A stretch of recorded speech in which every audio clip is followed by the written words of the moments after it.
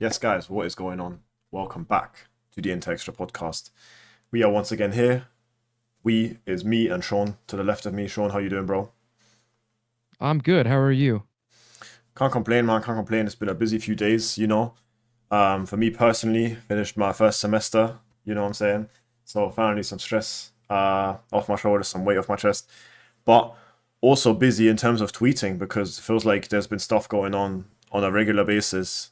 Literally, these literally the last couple of like 10 days. Last 10 days has been crazy. Daily updates, daily changes, twists and turns. Yeah, it's been a bit of a crazy end to the transfer window. It's still not over. I feel like next episode is only really going to be like when we're going to be able to say, oh, this is finally over. But right now it's still ongoing and we're in the midst of it. So yeah, but I think we'll dive into it enough. I'm sure you'll share some of your opinions on certain things, just like I will. Woo. But yeah, I'm excited and I mean, we if anybody remembers the end of the summer mercato oh window crash out, this one might be close to just as good. So, yeah, it's yeah, and you were on your own like there too. it's been a You didn't long have time. anyone to rant to. Mm, it was good. It was so good. Yeah, Yeah, you're gonna have to be ready for this one though. But yeah, it's been a long time since the last recording, so we got a bunch of things ready to go. yeah, The past week and a half of games, good results, a lot of good results for us. yeah. So that's good. And then, yeah, all of the transfer market news, of course, in true Inter fashion, heating up in the last 48 hours of the window, only to have what we typically do every window, which you guys will hear about in a little bit. But Yeah, for sure. yeah, I guess before we get into it, I'll let everybody know to, of course, make sure to subscribe, like this video, send it to your friends. If you're listening on where you find all your podcasts, we are available in most podcasting platforms. So leave a 5-star rating. You can comment on Spotify now, so leave a comment. And yeah, share with your friends. Spread the news. It'd be great. Yep, yep, for sure. Guys, let's get into it. I think we start with the games as per usual. We're just going to try and roll through them a bit quicker because if I look at my tweets, guys, I don't think you guys can see it if I switch to my, you can't see how many tabs I've opened. I have about 50 tabs open right here, guys. That's how much, it will be a long episode today. So I'll let you run through the results, but I think we're just slightly going to focus on the under 23s and the main squad, but nothing too crazy because we genuinely need to get through a lot today. But stage is yours. Yeah. Yeah, of course. So, like always, we're going to start with the women's team. The last three games they've had in the last 10 days has been incredible. They have a 3-2 win over Como last weekend. And then two midweek games since we last recorded. They had a Tonana two-legged tie in the Coppa Italia where they won 6-0 on aggregate. They had a 2-0 win two Wednesdays ago, and then 4-0 this past Wednesday. So absolutely dominant performance. Um, and I'm gonna jump ahead a little bit for the women's team, and I'll say it later. But it's funny. They play Ternana again tomorrow, so it'll be the Oh, third time that they face Ternana in 11 days. I need to So throw something in there actually before you continue. I don't know if this is available in every country, but my Austrian DAZN account has the Inter Women's games on DAZN.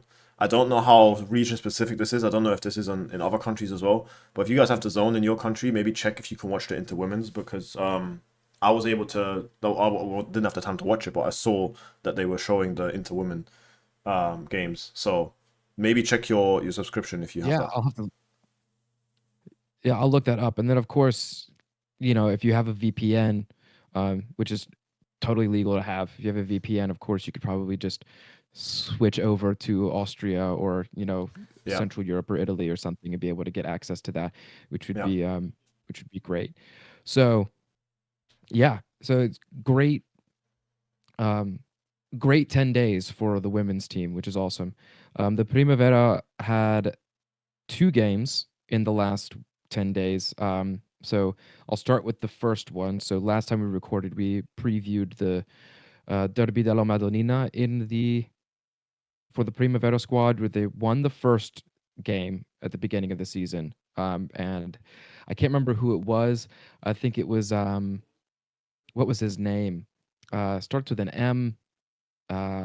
Geez, what is it? What is it? What is it? What is it? I can't I know who remember. you're talking about. Italian kid, I know who you're left-footed. talking about. Yeah, Um, yeah, but he did the Nkuku balloon celebration the first time when they won, but this yeah, time was a 2-2 draw, um, which is still good. Um, Milan's Primavera also produces a lot of good players, so it's a good result. And then yesterday they had a 2-1 win against Cremonese. That result I know a little bit better. So we had Idrisu and El Mabubi both scored in that game. Um, I yeah. think those were two first half goals, and then Cremonese pulled one back in the second half. And then moving on to the U23 team, so I'll let you take over for this. I'll let you talk about it a little bit more. But we had a 2-0 win against Lecco last weekend, who's in Hmm. second in the league table. So it's a huge win. And then a 1-1 Pergolotese right before we recorded. And I know we watched this a little. I watched a little bit of it with you before we recorded. But yeah, if you Yeah. want to go ahead and share your thoughts on the games. Yeah, so the first game against Lecco was a little bit of a scrappy one in terms of, especially the first goal. Kamate, it was like I think it was after a corner, but he ended up scoring from the right hand side. And then Lagumina, I don't actually remember that goal, but it was those type of wins that you need if you want to solidify yourself in the playoff spots. And again, not pretty, right? But Serie C is not pretty in general. You're not going to play tiki taka football, you know. And I feel Yeah. like those kind of wins are needed, so that was good. And then obviously we have the celebrations right here, Lagumina and Kamate, who are both doing very well. So shout out to them. And obviously we just watched this Inter 23 1-1 draw against or 1-1 draw with Pergolese. So Cincagano scored a second half header. They scored in the first half. They played this at I don't know where, but it wasn't at the UPass Stadium in Monza, which we'll get into later why that was the case. But yeah, so second half header to basically equalize and save a point if you wanna say it like that. But still fourth place. There's still a few games to go this match day, so a couple of teams still have one game less, but still looking good, still thriving, and hopefully they can continue this type of form. Yeah, Would be good to see. they can only drop to fifth, I think. So Yeah, only Alcione can pass them up. So that's good. Fourth, fifth. I mean, it's. I think those will play each other in the playoffs or something like that. It's kind of the same level because second or third are the seeded places in the playoffs for Serie yeah, C. But regardless, yeah, two good results. I'm glad that you're able to catch those, and yeah, it was really nice to kind of see there was there were some good chances at the end of the Pergolotese game as well yeah. from A few Agbonifo and football video support calls as well. Inter yeah, had the tried to get goal the line clearance. opportunities. Yeah, goal line clearance too. Zubarek had a chance. Yeah, it's a shame, really, but yeah, could have been the win. And for Inter, two crazy games in the last since we recorded. We had the 6-2 Pisa comeback, 2-0 down, and a Dortmund kind of dominant win. I would say dominant in the way that we played. Um, and I guess the scoreline kind of showed that, but we didn't really get those goals until near the end of the match. But we'll start with the Pisa comeback. Uh, what an absolutely great call by Kivu. 30 minutes into the game, brings on Dimarco, which changes it completely. 60 minutes, 6 goals, all because of one substitution. Absolutely insane. Yeah, Dimarco you know,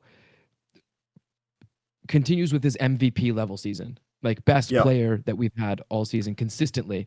Um, and it's no Also got surprise. We have a nominated left for back the as a Player of the coach. Month for January. Hmm. Yeah, I have, a ton of those kind of those accolades because he has a couple things that he was nominated for in the Yes, past week, which was, and we'll talk about that later. But yeah, just what was it? He had a goal and 2 assists in this game against Pisa. I got to go check yes, it real quick. he did, and then two more goals But for the rest of absolutely January. insane. Mm-hmm. Mm-hmm. It, yeah. Just and unfortunate for Luis Enrique, like it wasn't that he was bad and that's why he was taken off. It was strictly because Tactical. we needed that left-hand side. Yeah, Yeah. tactical. We needed that left-hand side to click. It needed to happen. Yeah. And boy did it. Uh but goals by um I have we it right here had for you. Pio Zielinski. and Yes. Zielinski, mhm, Martinez, Pio, Dimarco, Boni, and Mkhitaryan. oh yeah, that's right. My bad. Sorry, it was only 5 goals. No, We it's don't six count the goals. last one.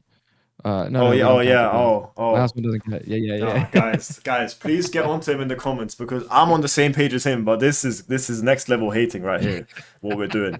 So he's still wearing the same shirt, guys. So. But no, I understand.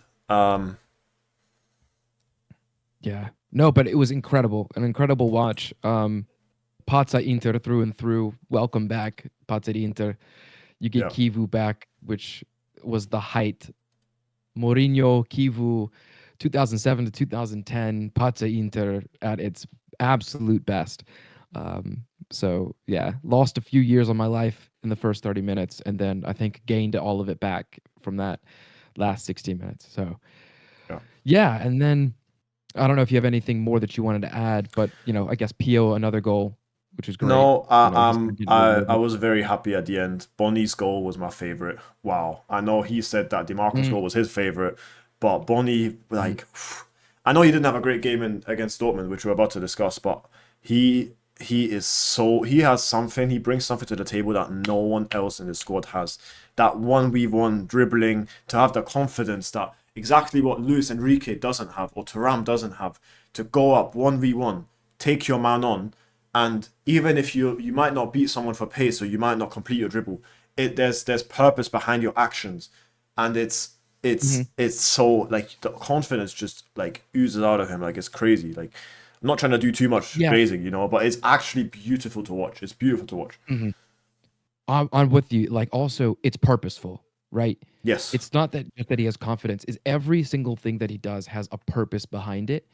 And Hmm. just because someone gets the better of you doesn't mean that it was the wrong choice. Like defenders have good moments as well, right? Yeah. But Boni I feel like everything that he does, he's doing the right thing, and of course, he's showing it by already. He might have more output in these. Yeah, he's getting close to last season's output already, and it's just the end of January. So Yeah. it's incredible. It's awesome. And And then we'll move on to the. I was just gonna Dor- say, yeah, the Dortmund match. Which before we get into it, I just want to say that in terms of the UCL League phase, obviously it was a 2-0 win. The UCL League phase table, which I don't have up right now, is looking well. I can't show it now, but basically we are 10th place. We finished 10th place in the Champions League, and that means that there's 2 extra games. Before we get into those at the end of the episode, that is the one thing that is annoying me the most. But yeah, you can keep talking about the game. I have the tweet up right here. no, you Yeah, you're good. So 2-0 win. I'm sure everybody tuned in and watched that.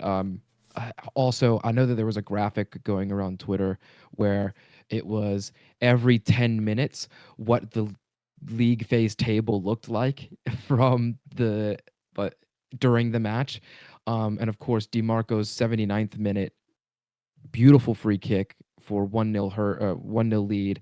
Um, at the 80th minute, that put us eighth spot, and Yeah, then Sporting led their game, which jumped into sixth place for them, and then Chelsea jumped us by scoring a winner against Napoli as well, which dropped us yeah, down to 10th, which is all right, but still, it's Kivu's.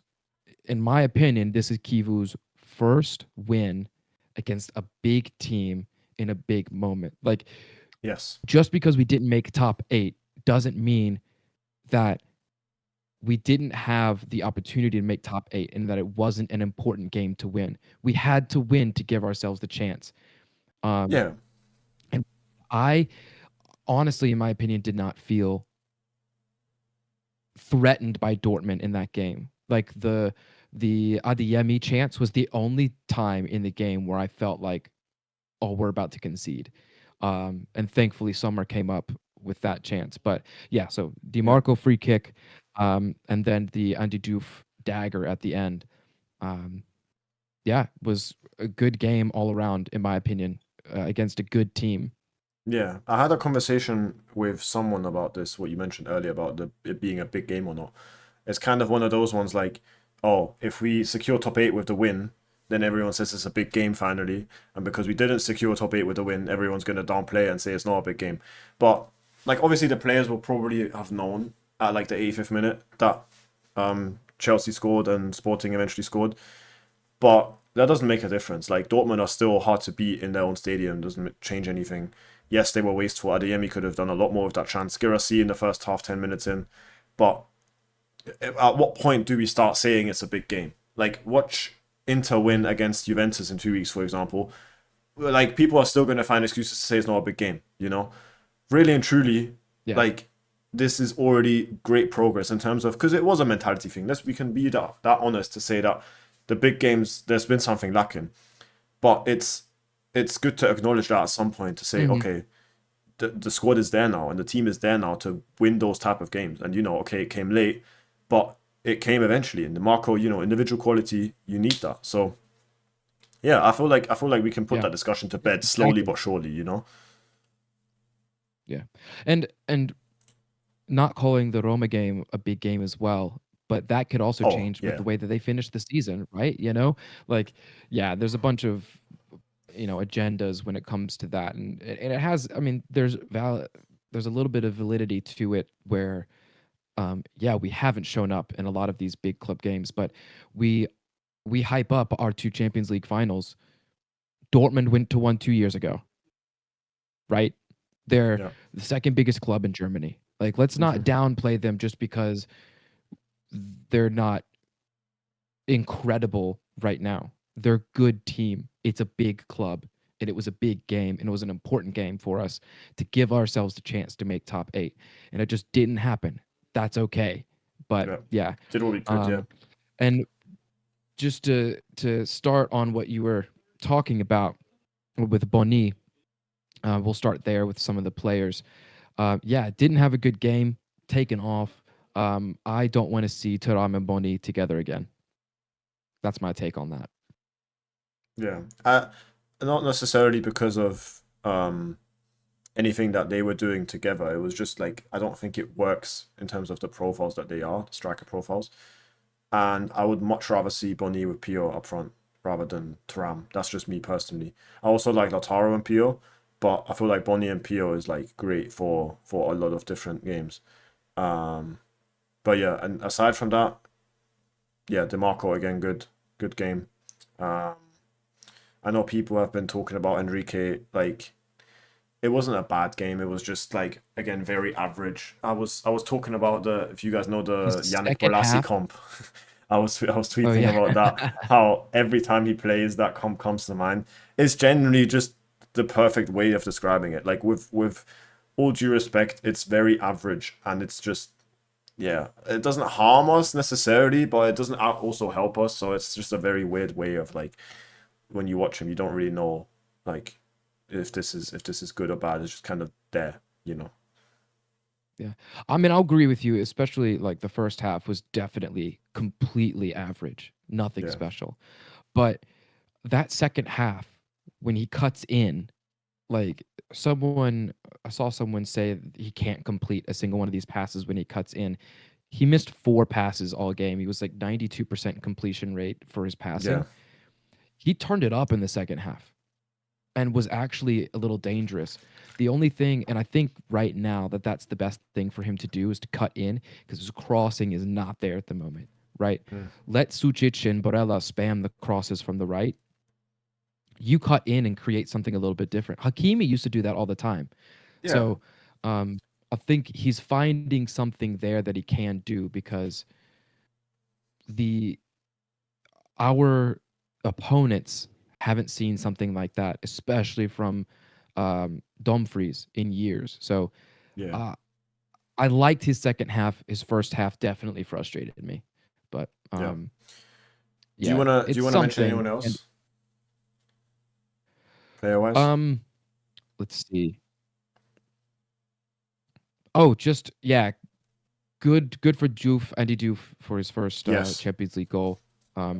Happy for him.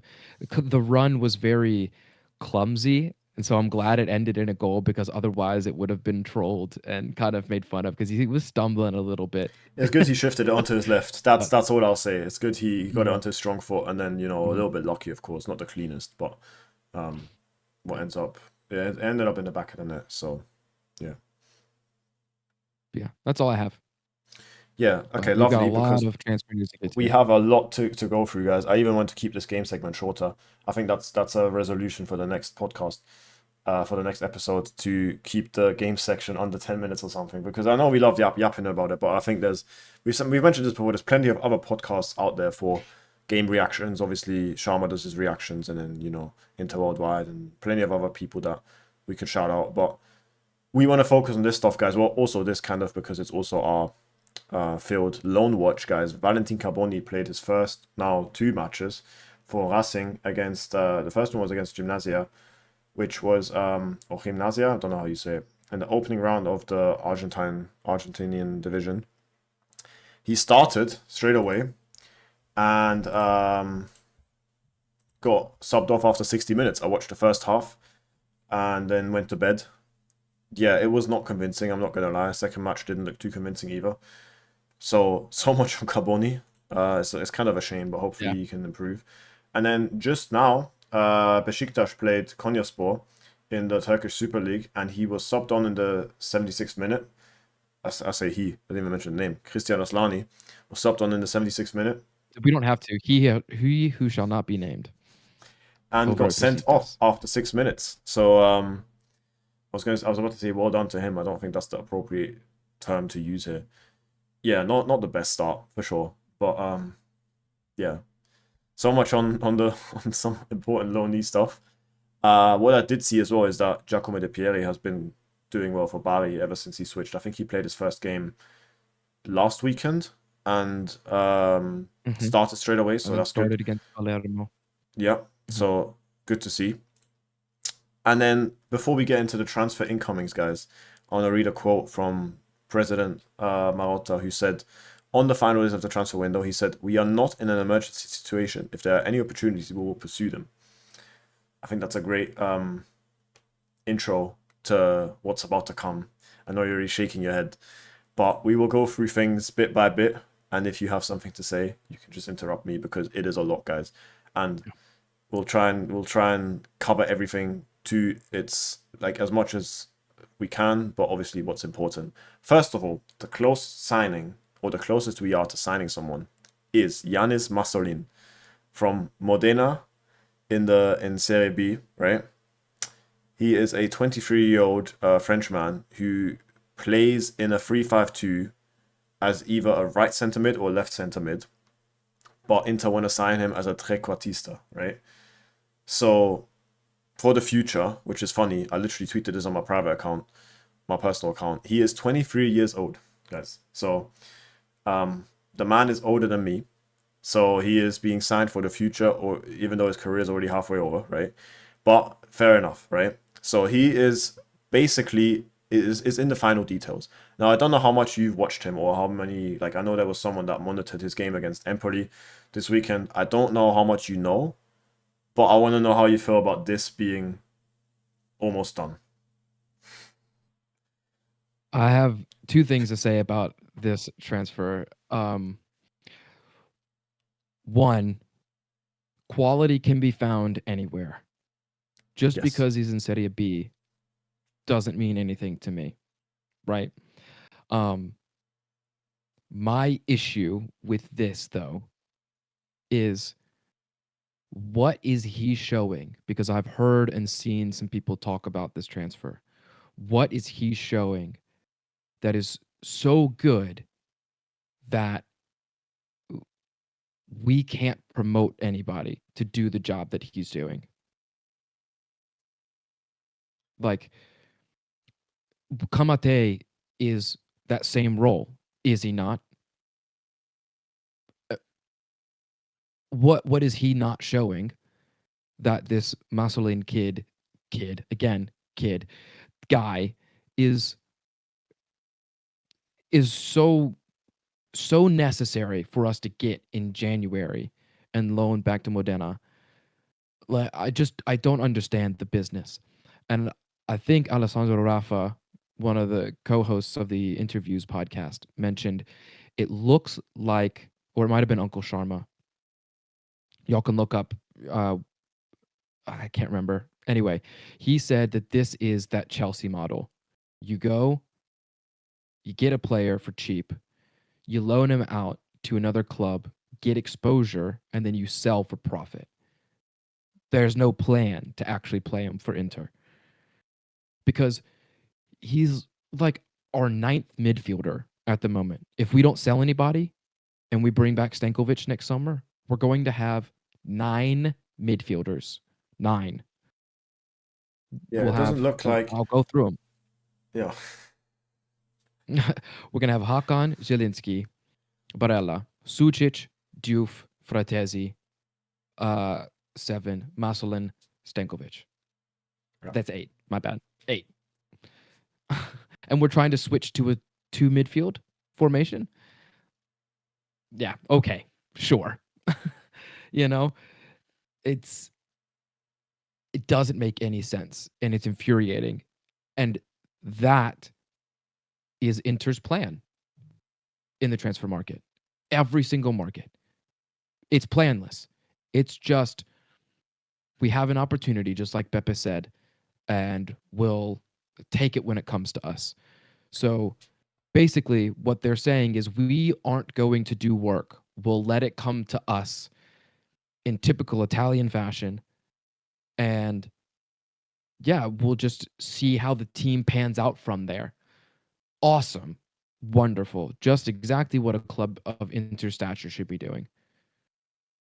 I 100% agree. I especially agree on the part of Kamate. I can already see this happening. I'm going to make a bold prediction here. He's going to not find space because, in my opinion, he should be the one to get promoted in the summer, right? I know that people Best will say performing. loan him out to Serie A. I don't care. I want to see him with Inter, okay? I'm tired of loans, okay? I want to see him solidify his spot as at least someone that can come on as a super sub or play the games against low-ranked Serie A teams.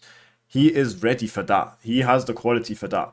Now, my prediction is we're going to sign this guy, Masolin, and Kamate is going to be forced out on either a loan or he's going to go to like France or something, ball out, and then have a great career. And we're going to be like, what the hell are we doing? You know? I can already see it coming. And I fully agree also on the Chelsea stuff that you said. Like, is this even, are these signings even happening from a footballing perspective? Or is it a thing of it's an asset? Because then if it's an asset, what are these owners doing? You can go on the stock market. You can go invest in something if you want to. But please don't do this in football. These are players, you know? I know that's how the football run. Like, I know that's how football works these days. Most clubs operate like this because it is for profit. But I don't want us to jump on that train. I know it's Oak Tree. I know they're American. I don't care. I don't care. Then I want them out of my club. If this is what we're going to be doing, then I want them out of my club. You know? I'm not going to repeat, like, you guys know that AFTV interview where the guy, he's obviously swearing, but he wants the Americans out of his club. That is exactly what that clip I'm thinking of, right? I don't want it like this. I don't want it like this. And specifically, if we're signing him for how much? I think someone said like low 3, 4, 5 million, something like that. Even I if think it's 4.5. Yeah, 4.5 million, right? You won't sell him for less, even if he like doesn't end up playing for Inter properly. You will probably get 10 million Well, for hold him on. at some point. We're dealing with Piero Ausilio. We could sell him for less. I mean, He's an absolutely useless human being. We could sell him for less, but continue. I see the pessimism, but yeah, no, like that was basically all I wanted to say. It's just I agree with you, and I'm tired of that of this constant buying when we have rice at home, quite literally. But the rice we have at home is good rice. We have Isiaka Kamate, we have Thomas Berbo, we have Luka Toparovic. Are all of them gonna end up just rotting on at Inter under 23 or rotting on loan spells in other Serie A clubs? No, I want these guys to get a chance. Why are we creating an under 23 team just for it to serve no purpose whatsoever. Like, we might as imagine we sold Berenbruch last summer to a Serie B team. We would probably be interested in a player like him that is thriving in Serie B, right? Like, it's literally that, but they don't realize that we have players like that in our own ranks. So, But because they're in Serie B, they're not good enough for Serie A. So right. So we're not going to be where's interested the we have Luca Di Maggio loaned out in Serie B, and we're probably never going to see him again. But we're signing this guy instead. That's just me. Like, I know Luca Di Maggio is probably not as good as this guy, but you get the point, right? So yeah, I think we can conclude that this is and this is only the start, guys. This is only the start, but we can conclude that this is there's a lot wrong with this. Next up, guys. Inter was so this broke yesterday or last night, actually, literally 24 hours ago. I felt like it came out like 3 days ago. Inter is in talks to sign Curtis Jones from Liverpool on loan with a 40 million option to buy. The midfielder has already given his approval for the move. Now, this was in connection with Davide Fratesi, who we're going to talk about when it comes to outgoings. But ever since then, ever since the 24 hours have passed, the update is by TV dello Sport and their camp, Gianluigi Longari, who said that Liverpool currently have no intention of selling any of their starters, let alone Curtis Jones. This is due to the current emergency injury situation. And then I watched Fabrizio Romano's YouTube video earlier today, and he confirmed this. There's basically no chance, and yet Inter are pushing for the player, knowing that there's no chance. I don't understand. Specifically, Davide Fratesi is not leaving as long as this doesn't facilitate, which means that Davide Fratesi is not leaving because there's no replacement that can be found, because they said that he is the first choice in terms of midfielders for Inter. So again, I want to know what you think, but I'm just very confused personally. I think he's a great player. I just don't like, nothing's going to happen, obviously. Yeah, I mean, everybody knows my English, all the stuff about how I view the English and whether I think that they should be at the club. But regardless of the level of player that he is, this is again useless, baseless planning that the management just doesn't have really any idea of what they're doing. I'm like, it still sounds like Fratesi could go, but yeah, Curtis Jones. Again, what is the point? What is the purpose into filling that role? Is Andy Diouf not supposed to be the one filling that role? Yeah, like, did we already scrap that after 6 months? Like, the idea of him playing, because you miscounted, by the way. It is 9 midfielders that we would have if Masolin joins and Stankovic. It was 7, because Fratesi, Diouf, Zielinski, Mkhitaryan will be gone next Oh, summer. right, Mkhitaryan's going to be... Oh, yeah, my bad. But Right, yeah, so it'll drop, still, so it'll drop like, to 8. Diouf was supposed to be that player that kind of indirectly replaces Mkhitaryan when he eventually retires, right? Because then we know that Stankovic was in the plans to be signed back, hence why the clause is there, right, of 23 million. So I think that was already in the works. But exactly what you said, what is the plan? Or, like, it feels childish in terms of the way that they're trying to move in terms of not just midfielders, but in general, obviously, but specifically in terms of midfielders. It feels childish to just come up to players one day before the window ends without even like any idea of why we're actually signing this guy. And it's again, you put in a 40 million buy option that's obviously not going to be taken. There's no way that's going to be taken. And you're just signing another player for 6 months on loan. It's the same thing with Perisic, which we're going to talk about, and I talked about Perisic last week. But I don't understand. I genuinely don't understand. Yeah, and this is the other part, and we talked about the rant. So I got my first part out at the Masolin bit. Yeah. This is the second part. This is the issue with Piero Ausilio. The amount of times that he has worked on a deal and he goes and he gets the players yes, but he doesn't have the club's okay. Why are you negotiating for anything when the club hasn't even allowed you to move for them, right? It's backwards.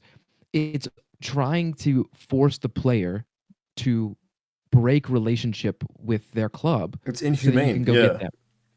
It is. It is, and it's lazy. It is so lazy because you're not actually trying to negotiate with the club. You're trying to screw them over. Why? Because you can't do your job on the other end. There's Yeah, you other names like it on feels what like we're going to talk about. they don't have the balls, sorry, they don't have the balls to approach a club and say, "Hey, we want this player. What are the conditions?" No, going to a player first and then asking the club afterwards, "Hey, like, but by the way, guys, how much would he be? We already have an agreement with the player." And the other club is obviously already, right, because you're coming to them with that intention, the other club is going to be like, "Hey, what's going on? Why are you already doing this and you haven't even spoken to us?" Of course, the club is going to be less likely to be like open to letting the player go if you're approaching it like that. I don't see the like from a moral standpoint where how is that supposed to work? It didn't work with Lookman.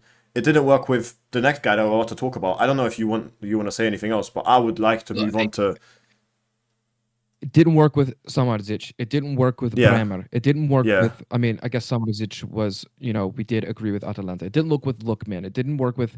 Um, it's not working with Curtis Jones. It's not working with Diaby. It's not working with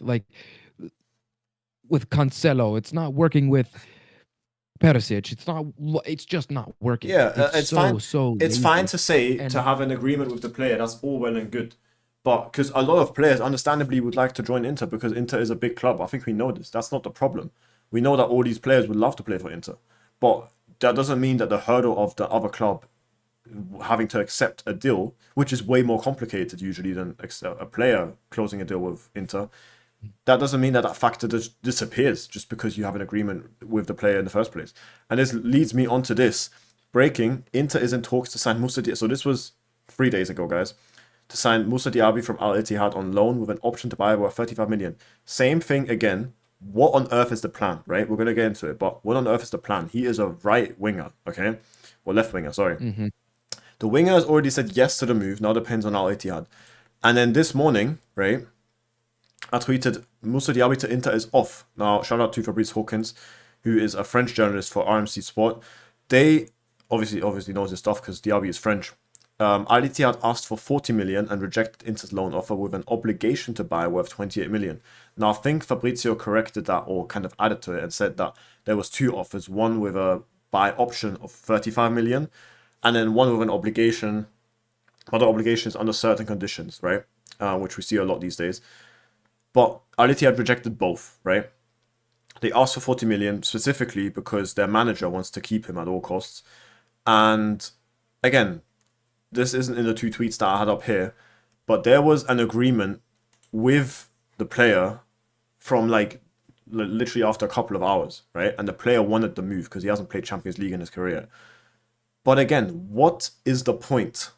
Like, someone needs to explain to me what the strategy is when you know that the club is asking for 40 million. I can't believe I don't want to like you can't tell me that they went into these negotiations and Al Ittihad didn't tell them straight away what their imagination for a deal was. And you still go in and think that 28 million, especially you don't pay them straight away. You want to pay them in the summer at some point only if the obligation is fulfilled. And then you come in with 28 million when they ask for 40 with 2 days left of the window. Like, respectfully, I'm not again. I'm not an agent. I'm not a transfer guy. I'm not like I don't know anything, right? But from the outside looking in, and I'm sure you agree with me on this, it just seems completely like unstructured, no plans, just very childish behavior on the transfer market, right? Yeah. This is something that Alessandro Rafa from the Interviews podcast did tweet out today. He did a long tweet about this. That the yes, Oak Tree has hamstrung this club, but you have parameters. You're working within them, but Yeah, Ausilio doesn't want to work. He yeah, wants the relationships that he's already built to come to him and give him the opportunities. which is why he doesn't talk to the clubs first. He's not working. He actually isn't working. He's just letting things come to him, right? He's got a team of scouts. He's got relationships. Bachin is working with the U23 team. Look how they're moving, by the way. This it's pathetic. It is honestly pathetic. And you were mentioning like what the plan was. Why offer the two different options? Well, the reason why we can't offer anything more is because Piero Ausilio doesn't think that he can sell to make up the money that he would have to put down for a Musa Diaby, because this guy can't do anything. He actually does not work, right? He Look at all of our sales from the past 5 seasons, right? Who's the one that's actually making these sales? Beppe Marotta was Lukaku. He was in charge, the CEO of sport at that time. Lukaku and Onana. You don't need a sporting director to sell those two people. They come in with offers of 110 million and 55 million. I can sell that. I can be like, yeah, perfect. Thank Yeah. you. Goodbye. And then you sold Brozovic for pennies on the dollar. You couldn't sell Hakan for anything. You were asking for 30 million, and these clubs were coming in with like, no. But how about 12? And I'm seeing Juventus sell bombs for 20 to 30 million. Didn't Yes, they they're have an spending agreement? money on Didn't bombs, they have an but agreement with at least City? they're selling. Didn't Juventus have an agreement with City on Cambiaso for 65 million and he said no? Yes. Yes. Yeah. That's the kind of stuff we're talking about here, okay? Bro. I So understand. yeah, Like, he can't raise the obligation offer because the money that he offered all the money that he has to work with, because he knows that he can't make up the money later. He can't make it up this summer. He won't be able to yeah. sell. He can't get loans for our players. He can't get obligations for our players. He can't even do it for Fratesi. He can't sell our players that need to move on. He's stuck on players. And He you know doesn't why want to as well? sell Because because if he does go, if he does decide to go for Diaby and put an extra 10 million on top of it, or 5 million even, then clubs are going to come in the summer and know that he needs to sell, right? That Inter need to sell. And they're going to lowball on every single person, every club that's going to come in for a player is going to lowball on the offers because they know that he's pressured to sell to make that money back, right? mm, And again, I don't know the financial like tables and whatnot. I know certain people on Twitter are experts on that, but it's we're logical if you good. think about it. Like there's We can there's go into a little bit of debt yeah. temporarily. It's fine. It's okay. We have made up that issue that we've been dealing with for a while. Mhm. Uh, yeah, and he just, yeah, it is. I don't blame Oak Tree as much. They have frustrating parameters, but Auxilio's the one that's not working. He's Yeah, not even trying. yeah. Which moves me on to the next player, guys. So this also broke, well, this broke 2 days ago actually. Inter is in advanced talks with Genoa to sign Brook Norton Coffey on a permanent deal. Obviously, he plays for Genoa, very similar player to Denzel Dumfries. A lot more technical, I would say, than Denzel. But definitely similar profiles regardless. And this kind of died down 24 hours after, or in the first 24 hours after this broke out. And then it came back up yesterday when we'll talk about this on Outgoings, when Liverpool inquired about Denzel Dumfries, right? So it was linked again. I wonder if it was linked again and it died down beforehand, or if this was already there because we just didn't know about the Denzel inquiry from Liverpool that day before. Yeah. So very interesting stuff, but nothing has happened since then. People have been talking about it like it's a done deal. I don't know why, like I don't know where that comes from because obviously if Denzel's not leaving, I don't see, or no Luis Enrique, which we'll also talk about. There's not going to be anyone that's going to be signed, which is crazy to me because initially I thought Perisic was supposed to be signed regardless of Luis Enrique or Denzel. Like both of them staying basically, and we were going to sign someone because of the injury, right? Because Enrique's played so many games. So I don't know why it's now being linked to either one of them leaving when initially someone was supposed to be signed, regardless, right? So I'm a bit confused on that end, but I don't know what you wanna if you wanna comment on the player himself. I don't have much to say about him. No, that's all I have. Okay. I mean, again, I know he's English, so that's But that's he's also not that understandable. player. Like you said, Yeah. No, he's Denzel I Dumfries' replacement. Don't want him. I said something in the group chat yesterday. Compared him to Jet Spence, which I'm not going to repeat. I'm not saying that Jet Spence is a bad player, but you guys remember Jet Spence at Genoa, right? He was okay, Mhm. not great at all, right?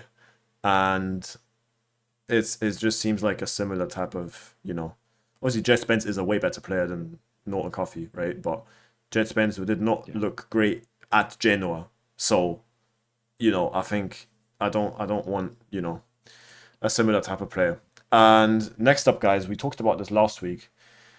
Ivan Perisic kind of died down because PSV got knocked out of the Champions League. Oh wait, did they advance? Oh, they did. No, Oh no. Okay. So then they're out.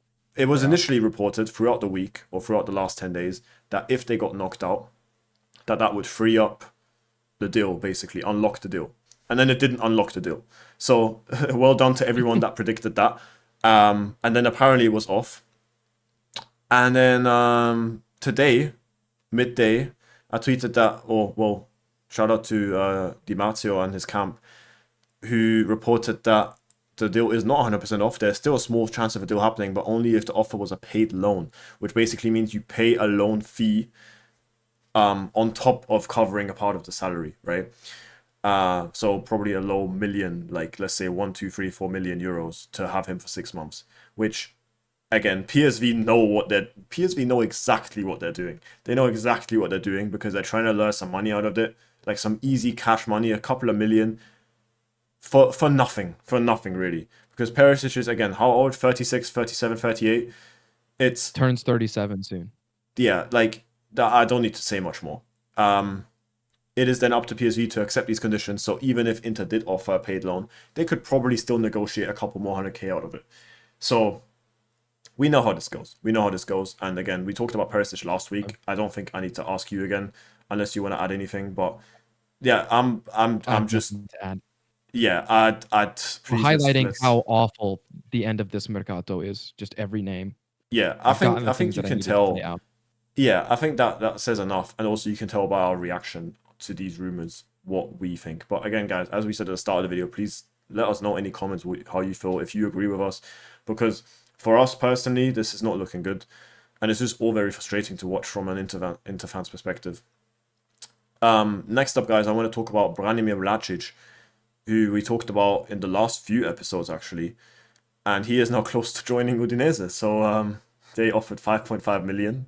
This is not on the tweet here, but there's more information ever since. I think Shearer tweeted it, Nicola Shearer, and I actually try to complete that information after we finish recording. But I know that they ended up Udinese ended up offering 5.5 million, and I think the deal's basically done. So he's gonna join Udinese probably tonight, right? Well, medical's probably next week, but yeah. So that deal is after having an agreement in principle with the club for like what 3 weeks, right? How long was it? 3 weeks. Now Yeah. that he's joining Udinese, so There's the opposite as well. yeah, the opposite as well. The Yeah, apparently if we opposite do said close the yes, deal, the and then player doesn't want to join. Um, yeah, guys, he wants to before we play. move I on, get it. I think that's yeah, what the issue was, is that yeah, I think so because he's they wanted to like, loan "Well, I him wanna play for the to next few seasons." yeah. I don't know if Udinese are going to loan him back to Dinamo Zagreb or if he's joining straight away. That will be interesting to see.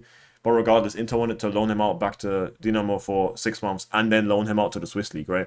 So that's the like worst case scenario. So I understand. I would also rather sign for Udinese at that point, if I'm him.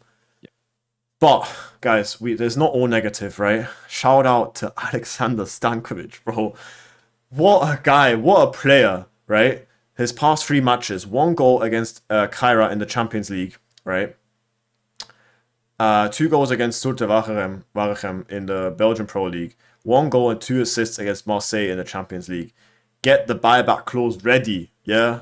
I'm repeating Thomas right here. Get the buyback clause ready because I need this jugador at my football club, right? What, like, crazy good goals as well. I don't know if you've seen any of the goals. I'm sure you did, but Yeah. incredible player. The 2 assists as well. Like the The assists. vision. Oh yeah, exactly. Jeez. First assist is ridiculous. That first assist is ridiculous. That second one as well. He has like, man, he has a future like laid out right in front of him, and it's great to see. And the great thing is, these are the details, right? I'm gonna read them to you guys. So we know about the 23 and 25 million buyback clauses, right? Next year or this year, next year. Inter can only activate these clauses if it already has reached an agreement on personal terms with the midfielder during the first 2 weeks of June. I'm not worried about this. This should be no problem, right? We know he's like it's laid out, right? Club Brugge must inform Inter of any offers made for Stankovic, which is great because obviously Dortmund came in, a few Prem clubs came in, and Inter has first right of refusal. Amazing. And is able to activate its clause should it choose to. And in case I don't see this happening, but in case he does to end up staying at Brugge, Inter has a 50% set-on fee in 2026 and a 12.5% set-on fee in 2027, which basically means if another club wants to come in for Stankovic, they would have to offer 45 million at least, 50 million at least, for Brugge to get the same money that they would get if Inter buy him back. Does that make sense? Yeah.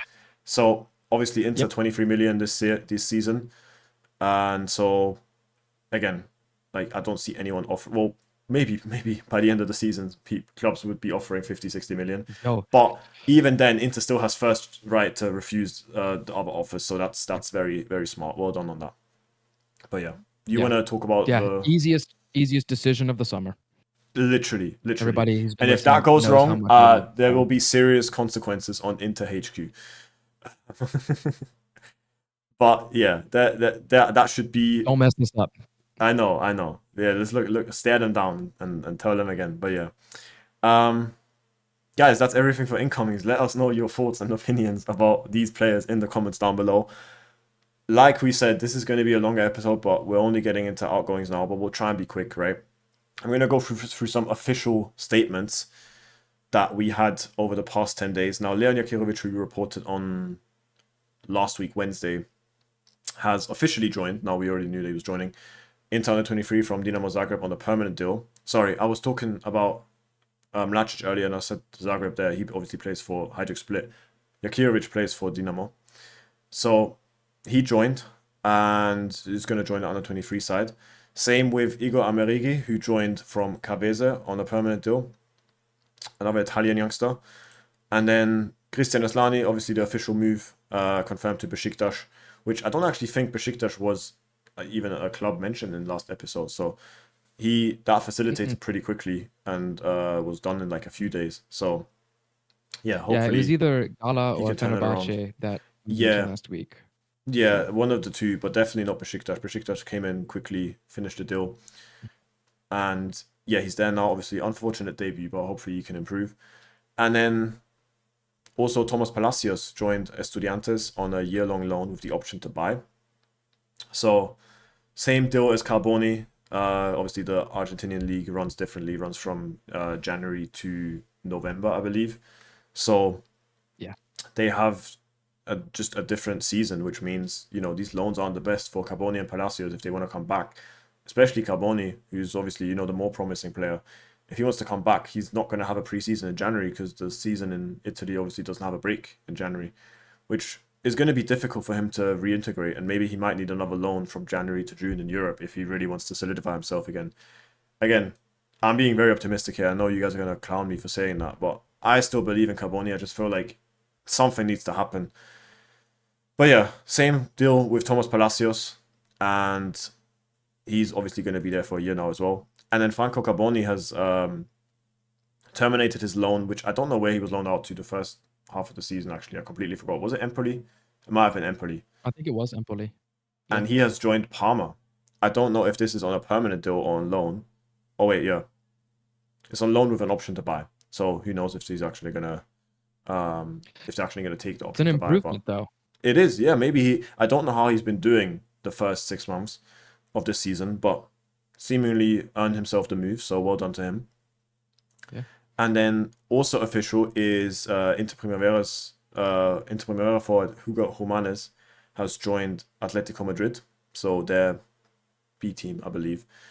And yeah, obviously he's Spanish himself, so back to his motherland. And now onto some rumors, guys. Now we obviously mentioned Curtis Jones. There was certain there was a few things on Davide Fratesi. Obviously, he's been linked to Premier League clubs before, and in the last few days, it became a lot more concrete in terms of the Nottingham Forest rumors. Now, this is the last tweet from last night, basically. Inter and Nottingham Forest are very close to a deal for Davide Fratesi. All that remains is a definitive answer from the player himself. Now, we discussed this when we talked about Curtis Jones, and also before we started recording.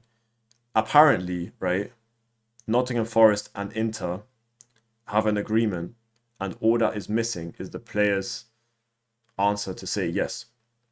Now I'm confused because what does his answer have to do with the clubs agreeing a deal? I thought that clubs agreeing a deal and Nottingham Forest and Fratesi agreeing a deal is two separate things that then come together. Why does his answer matter when the clubs are discussing a deal? Right? So that was confusing me, first of all. And second of all, this was something else. Lazio also made an offer of around 20 million. It was first reported to be 25, and then it was 20 million. Inter rejected this. Again, we know this, not selling to league, like to players, to clubs in the same league. We've seen this a lot.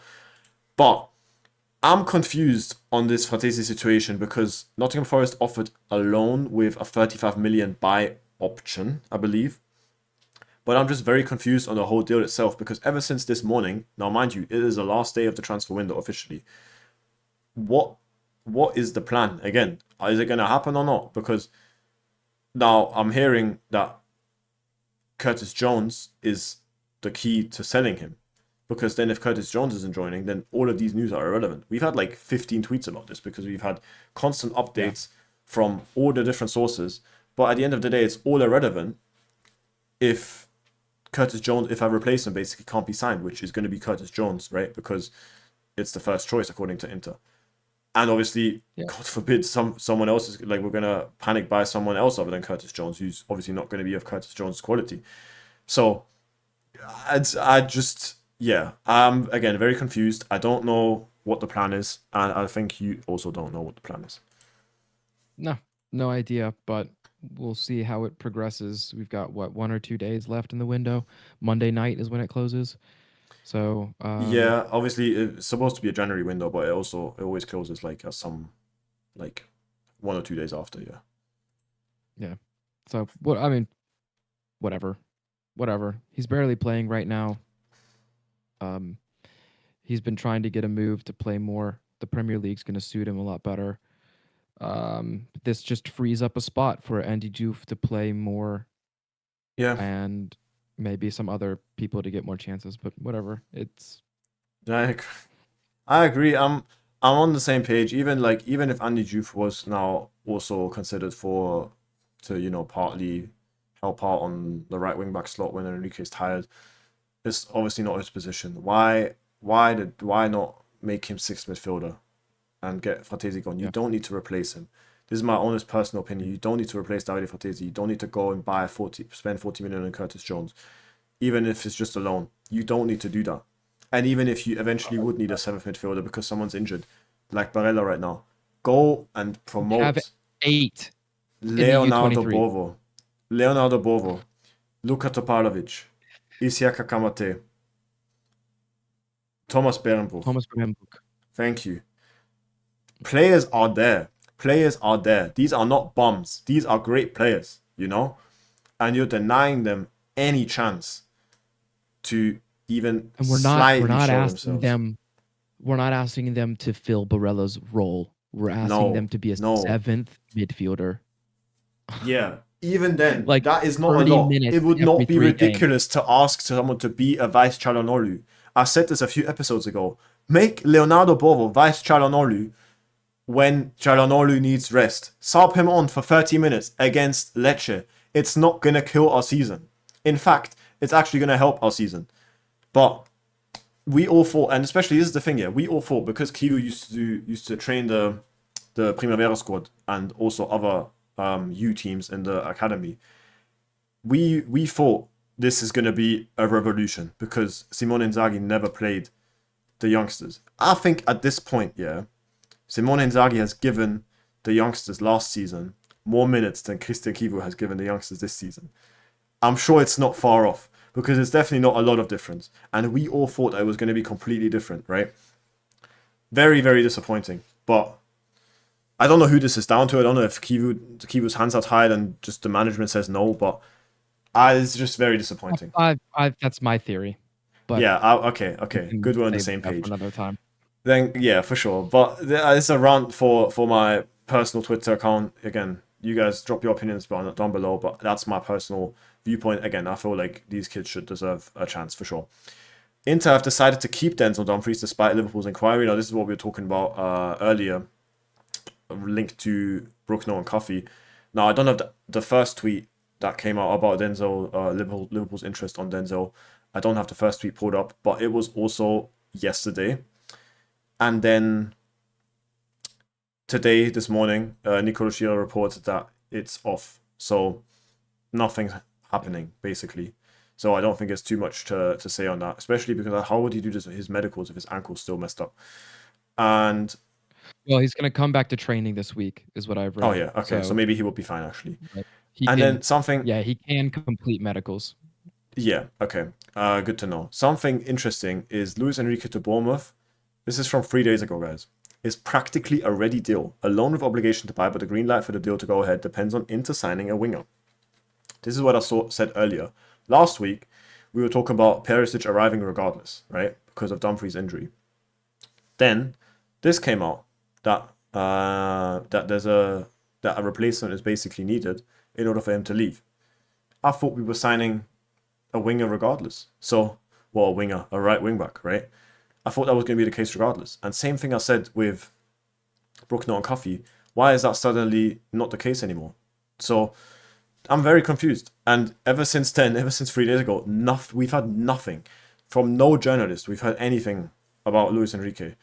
This deal has just been on hold for the last 72 hours. So I'm not going to go into detail. We're not going to go into detail because there's no point, because it's not going to happen, you know? If there's no reports on it, then I don't see any reports coming out in the next 1-2 days. Again, you know, I might be corrected here, but I don't see it. So, yeah, guys, we're just confused. I think you can see it in our expressions. Like it's just yeah. I don't know what to say.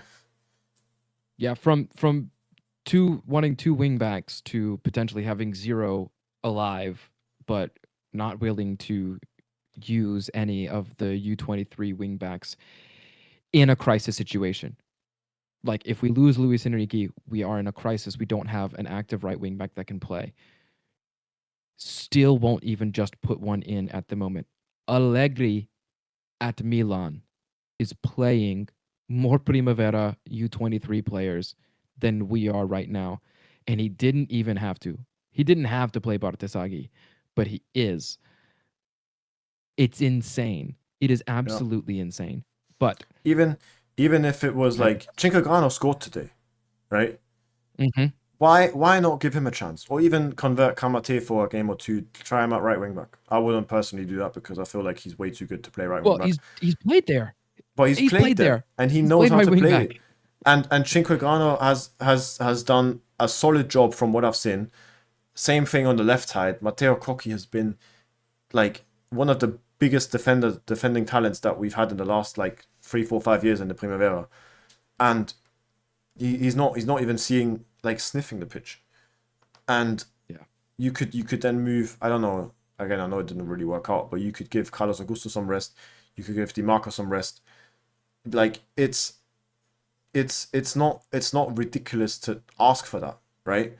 And I hope more journalists, especially on the press conferences before the games, challenge Kivu sitting there, and also Marotta sitting there, asking him, what about those players? And I know the answer they're going to give, oh, it's a big jump. It's like, you know, you have to be very careful with these players, blah, blah, blah, blah. The media trained answer.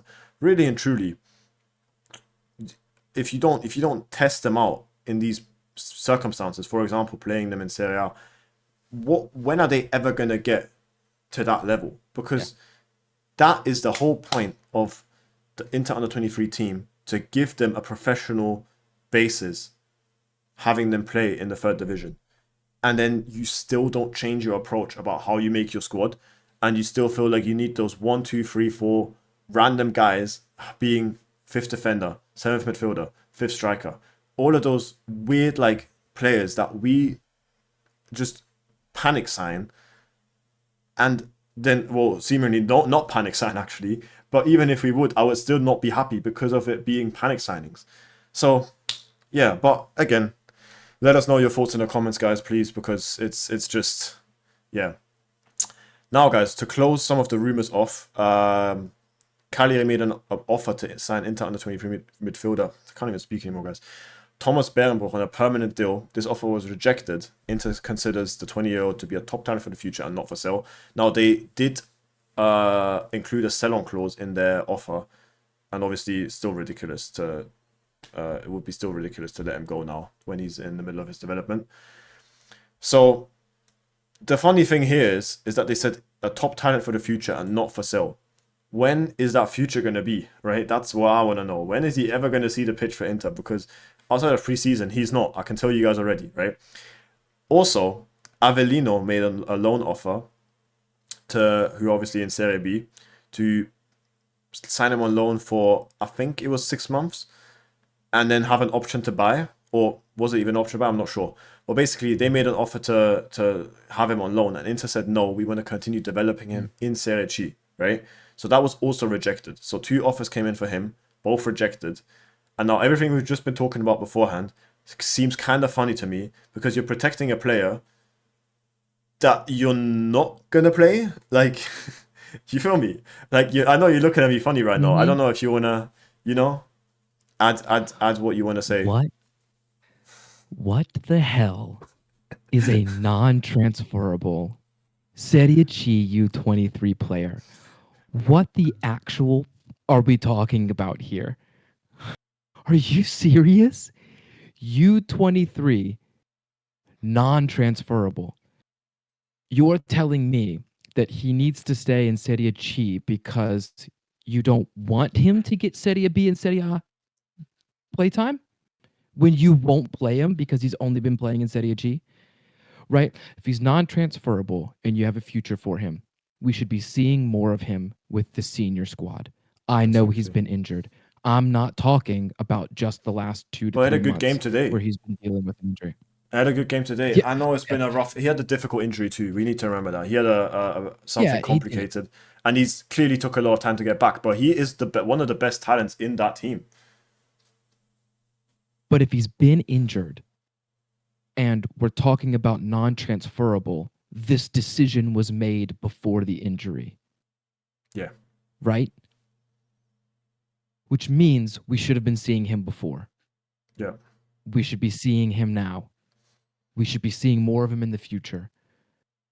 Otherwise, rejecting... Look at what Real Madrid has done with their transfers. Look at what Bayern Munich does. Look at what City does. Buyback clauses. Look at what we've done with Stankovic. We did the same thing with Dimarco. When he went to Switzerland, buyback clause. That's what that was. It was a 5 million buyback clause.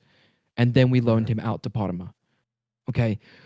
Teams actually invest in those players because they will get money back from them. Yeah. Right? And the team that then plays him for a year or so also wins because they have an improvement to their squad. Yes. So, and then you don't play these players because they don't have enough game time at the senior level that you want them to have senior time at. So, yeah, reject the Serie B loan, reject the Serie A club that wants a buyback clause. It is the dumbest thing I've ever heard. I don't think I ever want to hear a U23 non-transferable player ever again to watch him continue to play in Serie C. I have my own take on this. I would have went to Cagliari and said, you guys can have him, but on a loan for 6 months. And then if you guys play him, have him on loan for another 6 months or another 12 months, and then we'll see where he's at. That's what I would have done. Cagliari coming in to say we want to buy him is kind of crazy. I wouldn't have said yes to that either. But I agree with you. Non-transferable is crazy in a Serie C team, right? Yeah, I agree. I agree. But that's I think there's a pattern, guys, and we can see that it's not a good one. Yeah. So that's the outgoings done. I just want to mention some other things before we get into upcoming games. Inter has open talks to extend Jan Bissak's contract, well deserved. He did what De Vrij couldn't do this season, which again, maybe we don't know some stuff, but he has stepped up ahead of the World Cup and said, I want to earn that World Cup spot, and I want to earn that whilst playing at Inter. Well done to him. Hopefully De Vrij can obviously recover as well, and maybe play more than Acerbi. I would love to see De Vrij at the World Cup as well. But Bissek has earned his spot back and is well on his way to be nominated for the World Cup squad. I think he deserves it. So if he keeps playing, also at left centre back, I want to see him as a vice Bastoni more. Great game against Dortmund at left centre back. I don't know how we missed that when we talked about the Dortmund game. Mm-hmm. Great performance. He was running up and down that pitch. He almost looked like a left winger at times. And they asked him in the pre-match conference if he would like to play in midfield, right? So it says, like, if you get those kind of questions, then you're doing something right. So well done to him. And the club has already rejected an offer worth 35 million for the defender from a Premier League side. I don't know if Sia was talking about the summer offers here, or if there was a new offer this winter, which wouldn't surprise me. But yeah, it means that he's doing well. It's proof that he's doing well. He's obviously staying. So well done to him. Hopefully he gets a nice little salary bonus as well. So that's there. And then we have two torchbearers for the Winter Olympics in Milano and Cortina, right? And it's Christian Chivu and Javier Zanetti. Shout out to them. Shout out to the Olympic Games, guys. You guys know, or maybe you don't know, probably, that I'm a huge winter sports fan, obviously being from Austria. Grew up with it, and I'm going to follow the games, like several of the different disciplines. Very, very excited for, Inter to somehow be a part of this. Obviously, we've had the away kit with the snowflakes. We've had the fourth kit with the AGC, the sub-brand of Nike. I'm very happy that we're really involved in this. Obviously, the opening ceremony is going to be at the San Siro. It's very sick to see, and hopefully, more stuff like this. But it's a great occasion for the Winter Olympics to see this stuff. And I don't think Chivu knows much about winter sports, but it's going to be good to have them there, especially Zanetti as well. But yeah, so that's pretty cool. Shout out to them. And some injury updates, guys. We have Nicola Barella, who is injured, who will be out of action for around 2 weeks. At first, they thought it was just fatigue, but it seems to be a minor muscle strain, which, again, it's so predictable. I've been tweeting about this for time.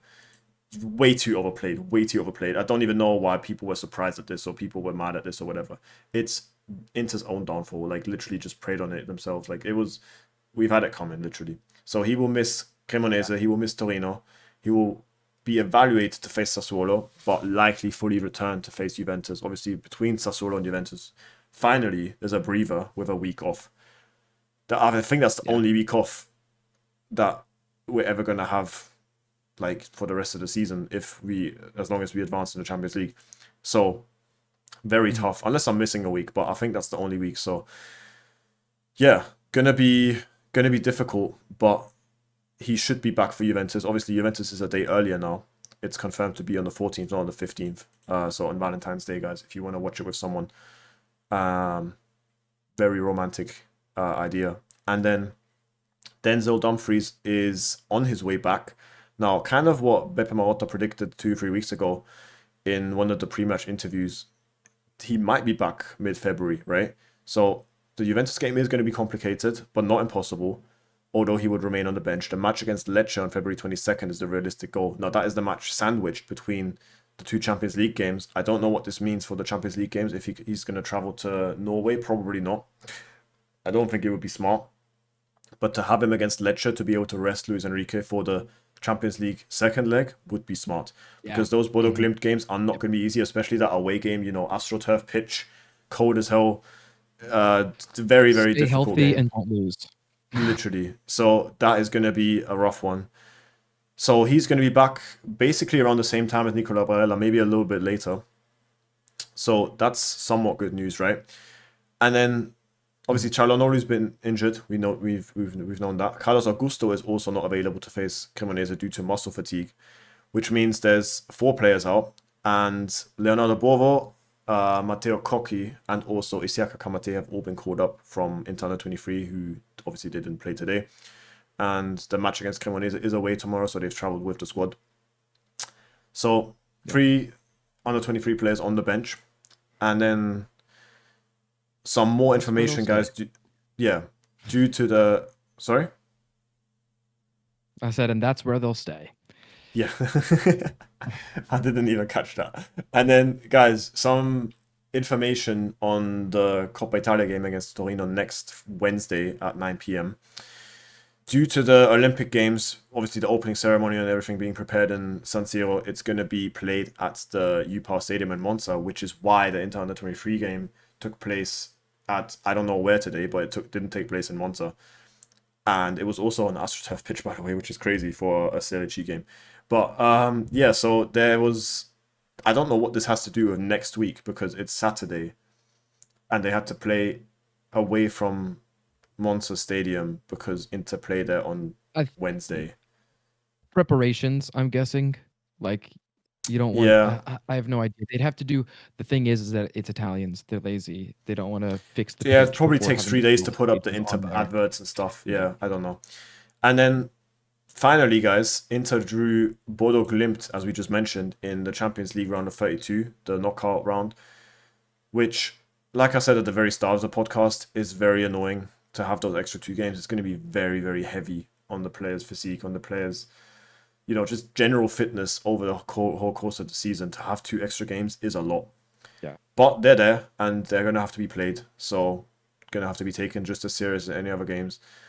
CHIVU kind of played it down in one of the interviews. I don't like it. I think it's very annoying. But obviously he has to say a media trained answer. But still, that's all the information ahead of Sean giving you guys the upcoming games. I got one thing as well that I wanted to add. So we've mentioned it earlier, but I just want to mention all the things that has gone very well for Federico Dimarco in the past week. Mm-hmm. He was man of the match against Pisa. He was on the Champions League, official Champions League Team of the Week, and he has been nominated for Serie A Player of the Month for December, I believe. So, incredible week for him. Congrats to him. Just wanted to mention that before going on to the upcoming games. Yeah, well done to him. Yeah. So, and jump right into it just to, speed through these just to finish up. Again, Inter Women, Ternana tomorrow, 3 p.m. Central European time. The Primavera already played their game this weekend. Not going to mention that, but the UEFA Youth League is back this week. Yes. So they play Cologne on Wednesday, 6 p.m. Central 6 European p.m. time. I will be covering that. Hopefully. Perfect. The U23 team doesn't have a midweek game this week, so we'll mention their next week game in the next episode. And then, of course, just like we mentioned, we have Torino midweek, but we have Cremonese tomorrow.